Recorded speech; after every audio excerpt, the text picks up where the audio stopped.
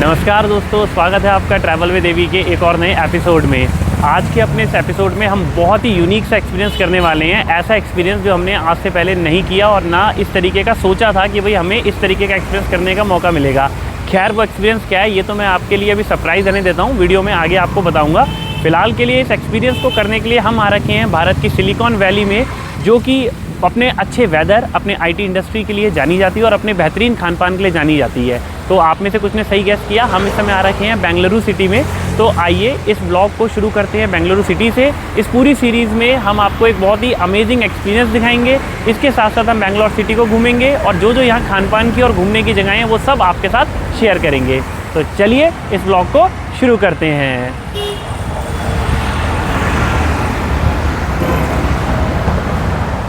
तो दोस्तों, अपने घर से ओला करके हम लोग रात्रि 2 बजे पहुंच गए दिल्ली के डोमेस्टिक एयरपोर्ट T1 में।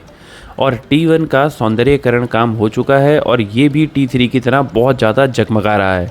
लास्ट टाइम जब हम T1 पे आए थे तो ये इतना खूबसूरत नहीं बना था। अब इसे T3 की तर्ज पे बहुत खूबसूरत बना दिया गया है। आजकल यहाँ पर ये बोर्डिंग प्रिंटिंग मशीन्स लग चुकी हैं जिसमें आप अपने बोर्डिंग पासेस को खुद निकाल सकते हैं। इसके बाद सिक्योरिटी चेक इन भी हमारा बहुत जल्दी हो गया था। तो इस वजह से जो T2 पे जो परेशानियां थी वो हमने जो ऑब्ज़र्व की थी लास्ट टाइम, वैसी कोई भी परेशानी हमें T1 पे नहीं आई। मुश्किल से 15 मिनट में ही हमारा सारा काम हो गया और अब हमारे पास काफ़ी फ्री टाइम है एयरपोर्ट को घूमने के लिए और यहाँ पर अच्छे से खाना खाने के लिए। तो दोस्तों फाइनली हमने चेक इन कर लिया है और अब हम आ गए हैं वेटिंग एरिया में। और ये पूरा एरिया फूड कोर्ट है और इसके साथ ही अब हम जाएंगे वहाँ पर एनकॉम लाउंज में। तो अब हमें लाउंज में जाना है। हमारे पास कार्ड्स हैं जिसके थ्रू लाउंज एक्सेस मिल सकता है। तो अब हम यहाँ से लाउंज की तरफ चलेंगे, कुछ खाएंगे पिएंगे, देखते हैं वहाँ का किस किस तरीके का फूड है, ब्रेकफास्ट में क्या क्या चीज़ें मिलती हैं। और क्योंकि अभी हमारी फ़्लाइट को लगभग 3 घंटे के आसपास हैं, तो अभी 1 घंटा तो हम लाउंज में ही बिताएंगे और उसके बाद जो है फिर हम नीचे फ़्लाइट की ओर जाएंगे। तो चलिए अब आपको लाउंज लेके चलते हैं।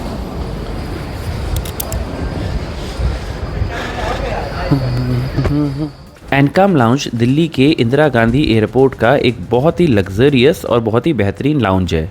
वैसे तो यहाँ पर एंटर करने का प्राइस 2300 रुपये पर पर्सन है, पर कुछ स्पेशल कार्ड्स पे यहाँ काफ़ी अच्छा डिस्काउंट मिलता है। जैसे हमारे IDFC सेलेक्ट कार्ड पे हमें यहाँ पर सिर्फ 2 रुपये में एंट्री मिल गई और 2 रुपये में एंटर करने के बाद हम यहाँ पर जी भर के आराम कर सकते हैं। इसके साथ जी भर के खाना खा सकते थे। खाने की यहाँ पर बहुत लार्ज ऑप्शन है, from south Indian to north Indian to continental, हर तरीके का फूड यहाँ अवेलेबल है। बड़ी संख्या में लोग यहाँ आते हैं, मेनली कार्ड होल्डर्स ही आते हैं। हालांकि एक बड़ा डिफरेंस जो देखने को मिला, जो कार्ड्स हमारे इंटरनेशनल एयरपोर्ट पे वैलिड थे वो कार्ड, जैसे HDFC का कार्ड, वो यहाँ वैलिड नहीं था। लाउंज के अंदर अब फोटोग्राफी को प्रोहिबिट कर दिया गया है, इसलिए हम ज़्यादा शूट नहीं कर पाए और जितना हो सका उतना हमने आपको दिखाया। तो दोस्तों अब लाउंज वाउंज में सब कुछ खा पी लेने के बाद अब हम आ चुके हैं अपनी फ़्लाइट में। फ़्लाइट के लिए भी वेट कर रहे हैं। जस्ट यहीं पर रास्ता है जहाँ से हम अपनी फ़्लाइट में चढ़ेंगे। तो ये बहुत इजी एक्सेस है। लास्ट टाइम हमारी फ़्लाइट मिस हो गई थी इसी चक्कर में, क्योंकि बस में जाना था और हमें पता नहीं था। पर ये वाला सिस्टम नहीं है, यहाँ पर सीधा गेट है, यहीं से नीचे उतर जाएंगे। तो अगर 5-10 मिनट पहले भी आएंगे तो भी हमारा आराम से बोर्ड इन हो जाएगा। तो ये बड़ा सुंदर से स्ट्रक्चर्स बना रखी हैं। भाई मैं T1 से भी बहुत इम्प्रेस हूँ। इससे पहले मैं T1 पे बहुत साल पहले आया था तो इतना अच्छा नहीं था। अब T1 भी बहुत खूबसूरत हो गया है। अब T3 की टक्कर का हो गया है भाई T1 भी। तो चलिए आइए थोड़ी देर अभी रेस्ट करते हैं। अभी तो हमारी फ़्लाइट में लगभग 1.5 घंटे के आसपास का समय है। तो उसके बाद फिर जब 1.5 घंटे हो जाएंगे तब तक थोड़ा सो लेते हैं। उसके बाद फिर फ़्लाइट में चढ़ेंगे और अब आपसे मिलेंगे फ़्लाइट में सीधा।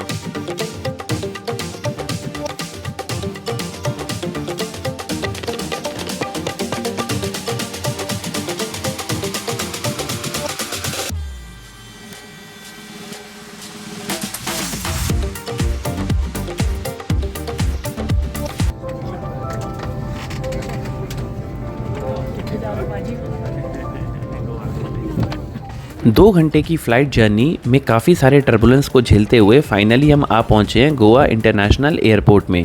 यहाँ पर हमें 1.5 घंटे का वेट करना है हमारी नेक्स्ट फ़्लाइट जो सीधा हमें बेंगलुरु लेके जाएगी। हमारी फ़्लाइट कनेक्टिंग फ़्लाइट थी, इसलिए हम पहले गोवा आए और यहाँ से 1 घंटे 10 मिनट की फ़्लाइट बेंगलुरु की हम अब लेंगे। गोवा एयरपोर्ट का भी सौंदर्यीकरण चल रहा है और ये भी काफ़ी बेहतर, काफ़ी सुंदर बना दिया गया है। तो अब टाइम हो चुका था हमारी फ़्लाइट का, तो अब हमने फ़्लाइट बोर्ड करी और इसके बाद हम आ गए हैं कर्नाटका, जहाँ के बेंगलुरु के केम्पेगौड़ा इंटरनेशनल एयरपोर्ट में अब हम लैंड कर चुके हैं।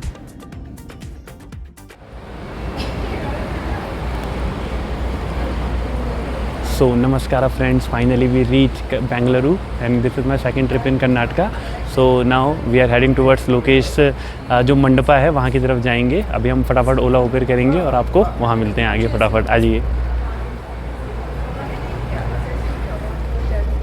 बेंगलुरु एयरपोर्ट में भी 3 टर्मिनल हैं, टर्मिनल 1, टर्मिनल 2 एंड टर्मिनल 3। इस वक्त हम टर्मिनल 3 पे हैं।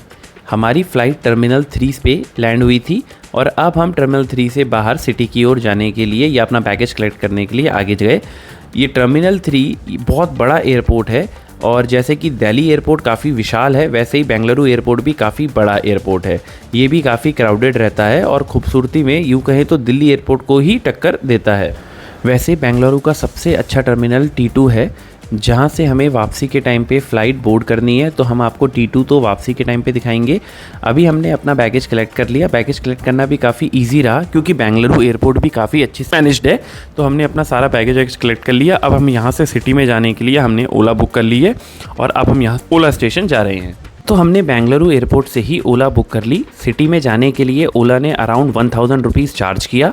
बेंगलुरु एयरपोर्ट में अलग अलग जो ऐप बेस्ड कैब सर्विसेज हैं उसके लिए स्टेशंस बने हैं। सबसे लास्ट स्टेशन जो है ओला स्टेशन है, तो अब हम ओला स्टेशन आ गए हैं। इस बीच रास्ते में कई सारे प्राइवेट टैक्सी वाले भी हमें मिले, तो हमने उनसे रेट ऐसे ही चेक करने की कोशिश करी, तो उन्होंने हमें 1500 रुपये चार्ज किया। तो आप भी इस फ्रॉड के चक्कर में ना पड़ें और सीधा ओला स्टेशन या उबर स्टेशन जाएँ, प्राइसेस कंपेयर करें ऐप में और वहीं से डायरेक्ट अपनी कैब बुक करें। तो दोस्तों अब इस व्लॉग को ख़त्म करने का समय हो चुका है। उम्मीद है ये व्लॉग आपको पसंद आया हो। आपसे जल्द मुलाकात होगी हमारे बेंगलुरु सीरीज़ के एपिसोड 2 में। इस वीडियो को लाइक करें, इस पर कमेंट करें और चैनल को सब्सक्राइब करें। जल्दी हम आपसे अपना सीक्रेट रिवील करेंगे कि किस वजह से हम यहाँ बेंगलुरु आए थे मेनली, और उसके साथ साथ नया व्लॉग लाएंगे। Thank you for watching.